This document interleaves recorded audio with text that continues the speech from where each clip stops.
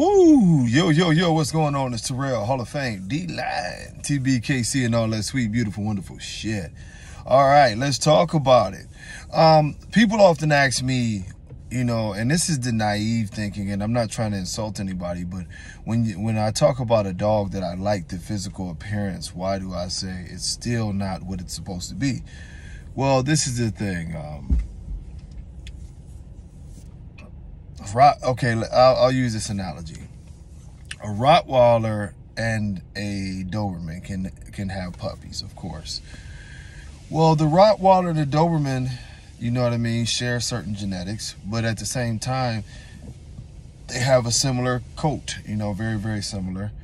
So you may have the puppies, and the puppies may be one of those things that, excuse me as I keep on belching, but the puppies may come out and look exactly like a Rottweiler, or they may come out and look exactly like a Doberman. That doesn't mean that either one of those puppies are a Rottie or a Doberman. They will have the genetic ability to throw the same issues that would cause you to not be able to consistently produce a Doberman or a Rottweiler look. It'll probably be something in between. Now, when you talk about American bullies, this is very, very much true on a higher level.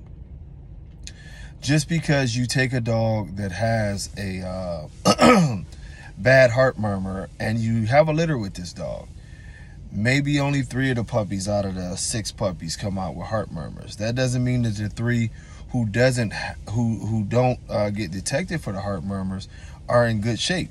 They still have a higher propensity to have heart murmurs, throw heart issues in the future. This goes for every other issue. If you are breeding a dog that has weak hips or bad hips, yes, the offspring may come out and their phenotype and the way they are put together may say right off top, yeah, this dog's hips are solid. That doesn't mean that in its DNA, it still doesn't have the propensity to throw bad hips. We see a lot of things, as we would say, skip a generation. But it's really not skipping a generation per se. It's always been there. It just shows itself from generation to this generation to that generation.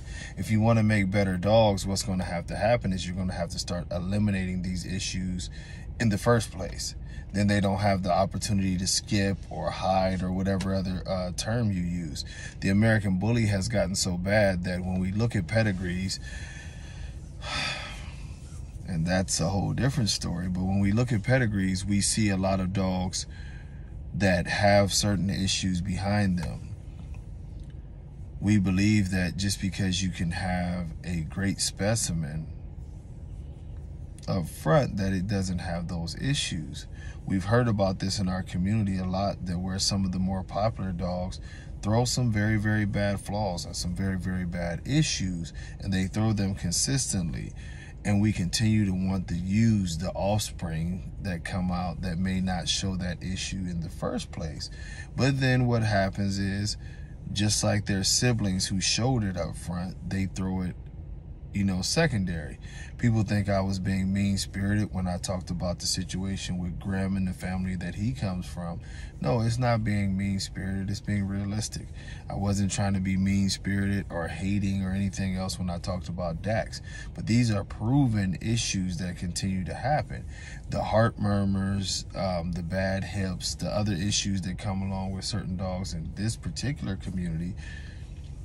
It continues to happen because we do the most idiotic thing where we breed dogs that have these issues. We know it's in their genetics at a very, very high level.